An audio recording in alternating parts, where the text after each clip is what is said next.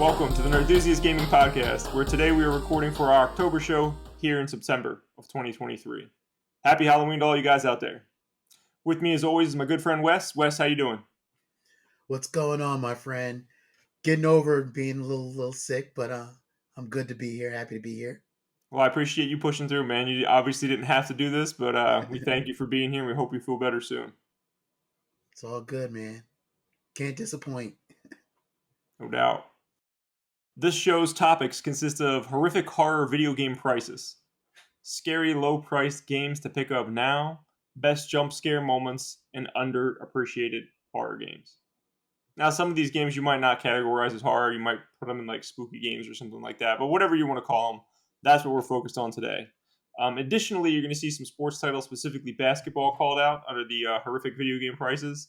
It is basketball season also, just starting up soon. So we just want to throw a few of those in there for the mix of the season. Let's start out with our first price. You're going to have to correct me if I'm wrong, guys. But the name is Kuon. It's Kuon. It's a PS2 game. Has a Metacritic score of 57, so not great, let's say.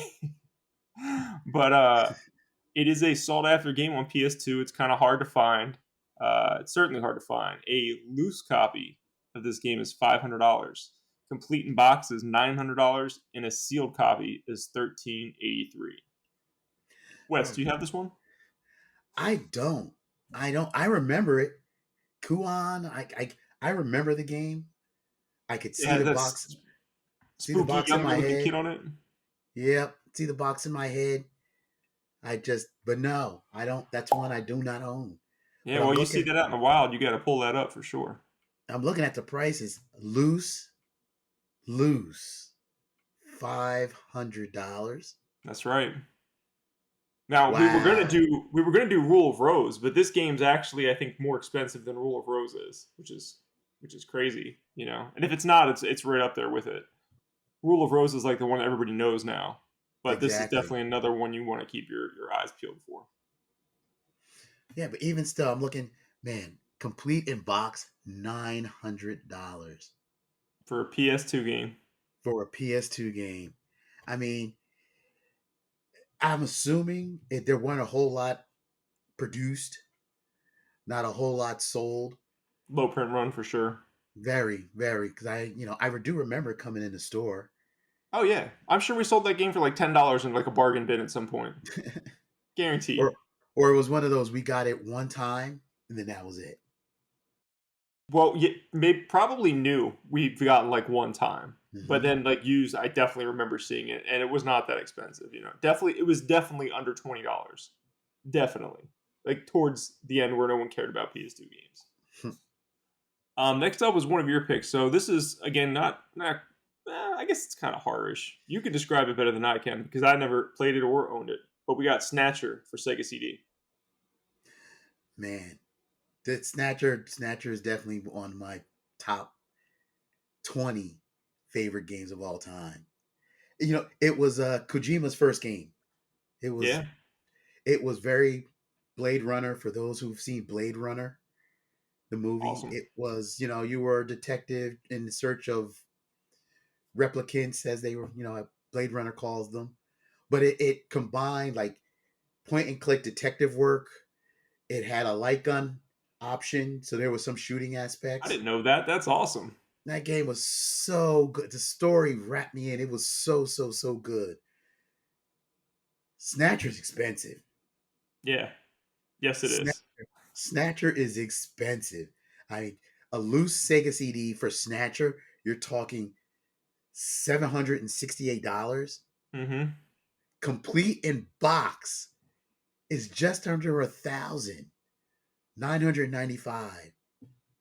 And if you could find a sealed, you're looking at $1,500. I mean, this is one of those games that I got rid of and I regret, and I can't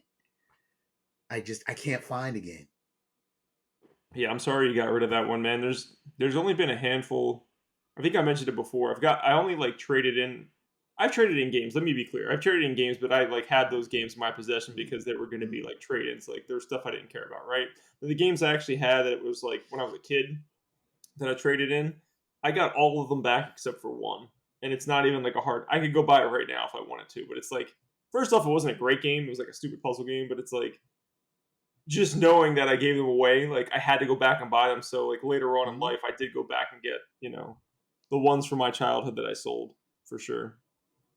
But I didn't sell Yeah. Snatcher, fortunately and unfortunately, because I also never owned Snatcher. Oh man, I still try to find a copy of Snatcher, hoping I can get a good deal on it. When I go to conventions and stuff and retro shops.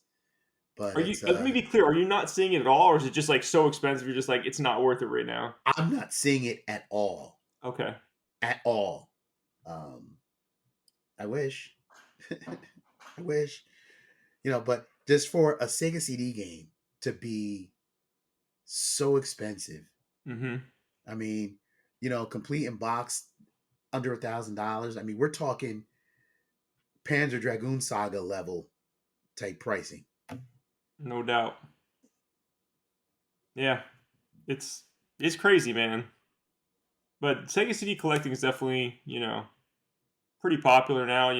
There's still it's still such a weird system in my opinion. Like I don't own a Sega CD, but I'm also not like you know dying to have one either. Like I'm sure there's some good games on it, but it's like come on, man. How many good games were there really? Like obviously Snatcher's one, but I don't know. There's there's a handful. You could find some enjoyment in it. I love I'm my Sega sure. CD. I'm sure there's cool RPGs. I know that for a fact, but like I also don't really care about Japanese RPGs. So it's like that system just True. seems kind of unappealing to me for the most part. A system that was not unappealing to me was PS1. And with that, we have Silent Hill 1. Now, the price we're looking at here for this game is the non greatest hits one. I think the greatest hits is a little bit cheaper, but Mhm. this is the black label one, the one that you're used to seeing for Silent Hill on PS1. We got a loose copy at 131. A complete in box copy is 177, and a sealed copy is 1102. $1,102 for a sealed copy of Silent Hill 1. Which is crazy because, as I just mentioned, this was a greatest hits game. So you had to reach a certain sales threshold to even be a Mhm. greatest hits. So this game sold a ton of copies, and just a complete in box one is $177. So that would indicate to me that there's plenty of copies out in the wild, but the people who want it aren't selling it. They're hanging on to it, for whatever reason, probably because it's a great game. Oh my But god, it's fantastic. well, let me ask you this thing to see if I'm even close to being correct. How often do you see this in your store? Is this happening frequently, or like, do you guys barely have it? I know you had it at one point for sure.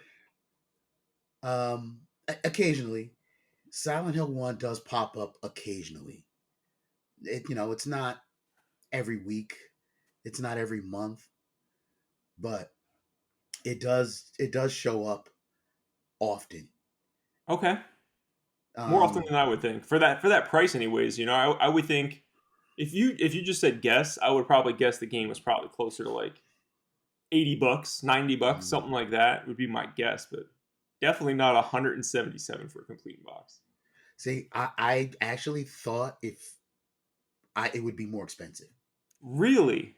I thought Silent Hill 1, the black label version, would Hmm. be a little bit more expensive. Why do you think that? Just because it's one you don't see too often in the wild. Okay. At least I haven't seen it. Like I said, I do come across it every now and then in the store, but uh it was one of those, like, Silent Hill games in general, like Silent Hill 1, 2, and 3, all kind of hold their value. But Silent Hill 1, for some reason, I assumed it would be a little bit more expensive than 177. I thought it would hit like 200, 250 ish. Gotcha. But oh my god, that game was so good. So good. I need a remake. It's a classic, man. They're Those little remaking two, right? They're not remaking one, Oh, they need to give me right? one. I'm pretty sure that's correct. I'm pretty sure they're making two. Yeah. They're making two and not one.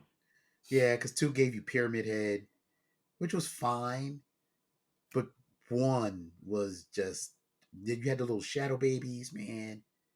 Sheer creepiness. You know what's a One was shame? so good. They re-released them. They did like that HD collection. I Yep. want to say it was Yep. on PS3 and 360, Yep. and they botched the ports. Like they didn't they screwed up like the game. Like I read in a book because I almost bought it. Did I was they? like, yeah, I found it like I want to say I found it like 6 months to a year ago for like $20 or less. It wasn't expensive, Mm-hmm. so I was like, all right, well, is this the best way to play these games? Because I haven't played them before, so I was like, this is a great way to do it. It's HD, fantastic. Then I started reading the reviews and like, oh, basically, there people were just saying just go play the originals. Like it's not worth it. Huh. Like I I'm do. sure the HD part looks Wow. nice, but the core gameplay was Hmm. screwed up, I guess. I do own the HD collection, and I one day I said I was going to go back and play them, but no, maybe not now. From what I heard, you should just play the originals, man. Ugh. That's what I hear. Next up is one that you should talk about because this is right up your alley. This is not a traditional fighting game, but a brawler, right? Oh yeah, we got Final Fight for Super Nintendo. Final Fight Final 3. Final Fight 3 in particular, That's right. Now which this was yeah, that came like the last of the run. it Like was it because was a late release on the SNES, is what you're saying, right? it definitely was. Yeah, it had to be a late release because I don't think it's probably didn't sell as well as you would think other Fight games did, and it goes for quite a bit of money. So loose, you're looking at 135. Complete in box is 451. Sealed is 1440. So we usually talk about complete in box. Complete in box is 451 for Final Fight. That's pretty For dang high. Final Fight 3. Yeah. I mean, it's Final Fight. It's on Super Nintendo. It's complete. So I expect it to be a little pricey, but I mean that's a lot. That's a Now lot. I know nothing about Final Fight. I'll be completely transparent. I know like next to What? nothing about Final Fight. So tell me, is this considered the best one, or is like a different version of the game better?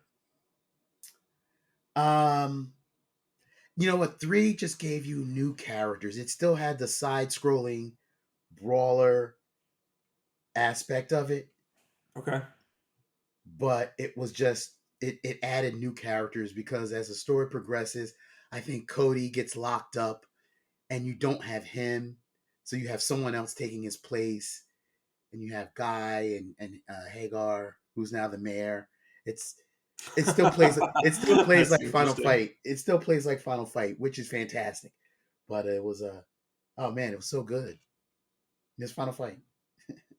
So tell me this: Streets of Rage or Final Fight? Like, which one you picking? Oh man. Uh ooh, man, you put me on the spot. Final Fight or Streets of Rage? I gotta go with Streets of Rage. Okay. But not by much. Not by much. I mean, I Final would go Fight. with them too, just because I'm familiar. But Now, Final Fight has a place in my heart because I remember playing the original in the arcade, and then it came to Super Nintendo, and I was in my awe, loved it. So, there's always a soft spot for Final Fight. no doubt. I even bought the crappy 3D remake that they did like years ago. Oh, they did Final a remake. Final Fight Streetwise. It was like a Okay, remake of the first one, or like what was it? it was like on the original Xbox. Yeah, it's called Final Fight Streetwise, Hmm. and it was it was a 3D brawler, but it didn't have the same essence. It wasn't Final Fight. All right, let's hop into some sports titles, guys. Now, I'm gonna mix these up just a little bit from what we have on the list. I'm gonna put NBA Ballers up first. Now, you're probably saying to yourself, why is NBA Ballers on this list? Well, for whatever reason, I guess there was probably a low print run of this game. Specifically, we're talking about the Platinum Hits version on the original Xbox. NBA Ballers Platinum Hits original Xbox. Now, these aren't like crazy numbers, at least not for loose. Loose is $60, which that's a lot for a basketball game, right? Mm-hmm. Complete in box, you're looking at 360. And if you have a sealed NBA Ballers Platinum Hits edition on Xbox, you're looking at $864, which is a lot for probably a mediocre basketball game. I mean, $360 for NBA Ballers. Yeah, Come yeah, come on, man. a complete one. Really? Yeah, dude. Really? That's what I'm saying. These are horrific prices. Like that's the whole point of the segment, right? Horrific video game prices. Like, yeah, NBA ballers. That's I thought, man. I find that very, very hard to believe. It's just that, but in particular, we're talking about the Platinum Hits edition, It has to be not the platinum hits version to get that not the price. regular one. Correct. Okay. So obviously, kind of go back to my point about um, Silent Hill.